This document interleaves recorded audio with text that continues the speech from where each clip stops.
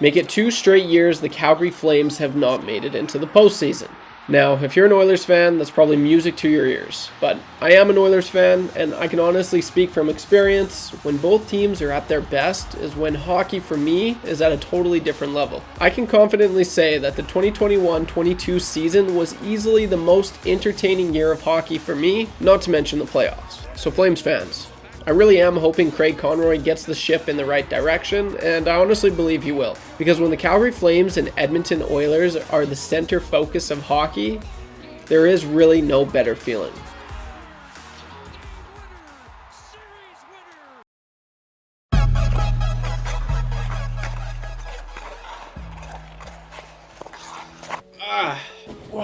Let's go. What is up, guys? Welcome back to the channel. If you're new to the channel, you already know what to do. Guys, last video I did absolutely crushed it. For the longest time I was saying, guys, don't leave a like, because people usually tend to do the opposite of what you tell them to do. So I was saying don't leave a like in a video, don't leave a like, and people are like, you know, for some reason that makes me want to like this video. But for the first time in maybe like 3 or 4 months, I said like the video. The video got like 500 likes, so that was insane. If you guys can do the same, see if we can get this even in half of that, like 250, I'll be happy. I don't think you guys can do it.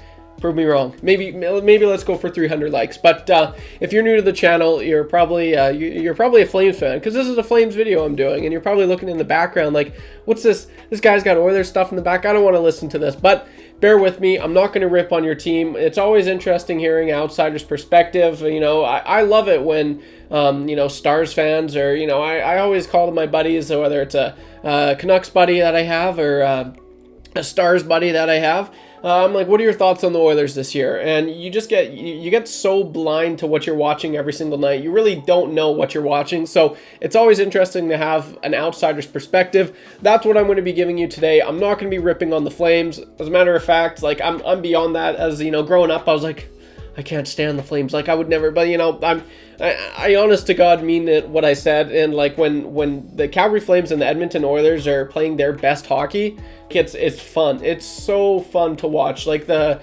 21-22 playoffs that year, and I know you guys will be like, but the Flames lost, oh my gosh. But it was, you can't tell me, like going into that series, it was like, wow, like you weren't getting goosebumps thinking about it. And even the first game, like I was the most intense series, and just a whole nother level. I've never had that feeling before. So I'm going to be giving you some perspective as an Oilers fan, like what I think, you know, on the Flames going future. Is Craig Conroy the right guy? And that is the question of this video.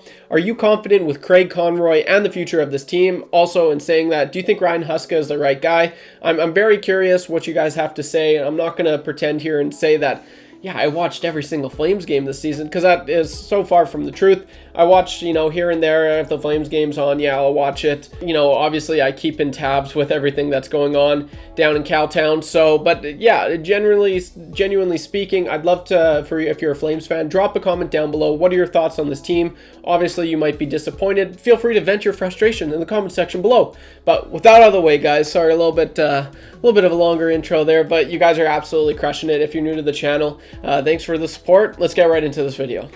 Okay, so honestly, I know you're probably like, this is a crappy year. And I'm curious, did you really think the Flames were going into the playoffs, going to make the playoffs this year? Because personally, and I did a video at the beginning of the season saying I don't think they quite have what it takes. In my opinion, I think the Flames will be better this year, but I mean, it's going to be tough to say. I think they just missed the playoffs again, which, you know, I'm sorry to say that. I just don't think they have quite what it takes.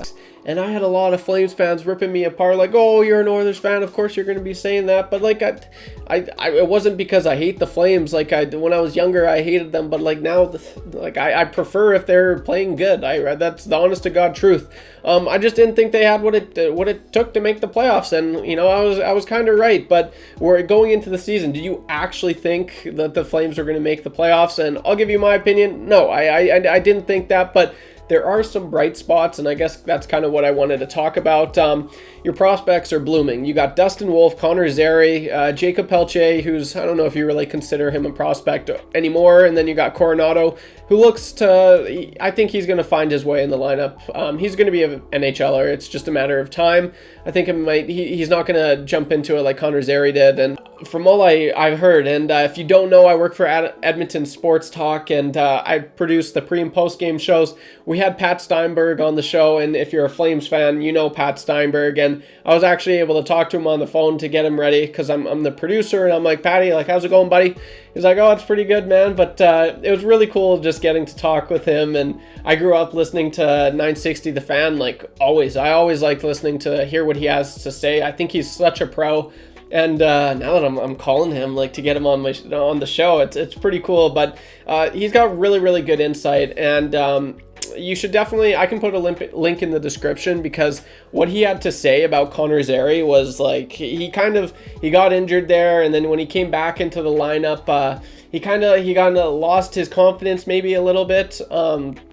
And so he was a healthy scratch a game, and then he just played in the Battle of Alberta, the last BOA of the season, and he looked okay. But I mean, for the majority of the season, and correct me if I'm wrong, I don't think I'm wrong, but was he not like one of the biggest drivers or just the biggest bright spots of the Calgary Flames season? Like, he looks so good. And to put it in perspective, he was drafted 24th overall in 2020, which, the Oilers selected Dylan Holloway 14th overall that year, and he's playing in the AHL right now. The Flames most certainly have a player in Connor Zary, and from all things, like, it looks like he's going to be a legit player. And this was just his first stint. Kick at the can.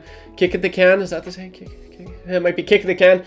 But it looks like you most certainly have a player in Connor Zary, so that's great, and that's one thing you can't really fault the Flames on. As a matter of fact, the Flames are pretty fortunate in the way they've been able to draft. I'm not going to lie, like, you got Dustin Wolf, who outside of the NHL is probably the best goalie, the most NHL-ready goalie, and he's so freaking young. Like, he's like 21, something like that. So you got Dustin Wolf, who in his games this year, from what I've heard, earlier on, I drafted him in my fantasy because I thought he was going to be a starter, like play like maybe 40 games this year, 50 games. I expected it. Obviously that wasn't the case, but I drafted him in my fantasy this year, and to start the season, he kind of wasn't that great, and he got sent down, and then he was back up, sent down again. But from what I've been told, he's looked way better, and his pregame rituals are pretty cool. I'll put a video out of him doing that right now. Yeah, so the one bright spot the Flames have is they've just drafted exceptionally well. They always have, aside from, was Juuso Välimäki? But no, because he ended up being okay, but he's in Arizona now. But like, who any duds really? Like, the Flames have done a really good job in there, and like far better than the Edmonton Oilers, way better. It's not even close. And going into the draft this year, they will be drafting top 10, which is in the first 10, which hasn't been the case. That'll be the highest pick for them since 2016, where they drafted obviously Matthew Tkachuk. 6th overall. You got that, right? The Flames, and that's something to look forward to. And I credit to Craig Conroy, credit to whoever's in their scouting department, whoever that guy is. I'll put him right here. Good job to this guy right there. Good job, buddy. Anyway, another bright spot for the Calgary Flames. Shangoic and Kuzmenko, they look legit. Shout out to Blake Coleman as well, who's having a career year. But Shangoic, like, they traded him obviously last season for Tyler Toffoli. I think he was a 20-goal scorer for the New Jersey Devils. But that was like 2 years ago. He took a little bit of a step back last year. The Flames are like, let's take a chance on this guy. At first, initial reaction for me, I was like, this is not the best trade. I was kind of surprised, but hey, like, he's looked lights out, and he actually has more goals than Tyler Toffoli does this season, so that's really impressive. He's got a heavy shot, and that's kind of what the scouting report was on Shangoic when he got traded to the Flames. But not only that, I think Craig Conroy has done a pretty good job at getting valuable assets for the players that he's let go. And the next one we're going to talk about is Kuzmenko, absolute stud. I know the Oilers were interested in him. They ended up not being able to sign him. Obviously, Vancouver did. Absolute stud, man. Like, he's legit. He was like a 35-goal scorer last season for the Vancouver Canucks. And with these KHL players, some players come over and it's the transition's easy. You've seen it with Artemi Panarin. You're seeing it with Kuzmenko now, but Nikita Gusev, there was a lot of hype on him. He was a former 97. That's what his number was when he was playing for the New Jersey Devils. The transition is not that easy for some of these players, but Kuzmenko, he's fit in like a glove, like a nice snug glove. Obviously that wasn't really him and Rick Tocchet. It wasn't quite working. So and I think there was maybe some injury issues I read or something. There was something else going on, but he's looked really good in Calgary, and he's a shifty player. So I think you got a way more of a driver. Like the Lindholm was good. No discredit to Lindholm. I think he's a absolutely like really good player, but he's not a driver like Kuzmenko is, in my opinion. You've seen it with Gaudreau and Matthew Tkachuk. Like he was more of a he's a good complementary piece, a complementary player, and there's a difference. I think he's a lot like Ryan Nugent-Hopkins. He's a player that you need on a line to make it that missing piece.